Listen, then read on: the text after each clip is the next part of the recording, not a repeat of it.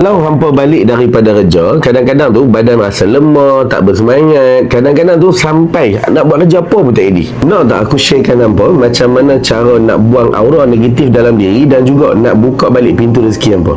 Ambil 7 biji limau purut yang telah dipotong, kemudian ambil 1 ikat akar sintuk dan juga segenggam garam kasar. Kemudian ambil 1 botol mineral air kolah masjid, campur dengan air paip ke semua barang tu, dicampurkan dalam baldi, dibacakan yang pertama surah Fatihah sekali, ayatul kursi sekali, dan juga baca doa untuk menghindarkan daripada terkena gangguan, a'udzu bikalimatillahi tammati min syarri ma khalaq, sebanyak sekali. Kemudian baca doa pembuka pintu rezeki. Mandi macam biasa dulu, ambil air yang dalam baldi tadi, siram dari atas lepas ke bawah sampai habis air dalam baldi tu. Lepas mengamalkan mandi tersebut, apakah rasa badan lebih segar, rasa lebih berkeyakinan dan rasa ketenangan dalam diri. Sebelum video ni hilang, save video ni dulu dan jangan lupa like, komen dan share oleh sama.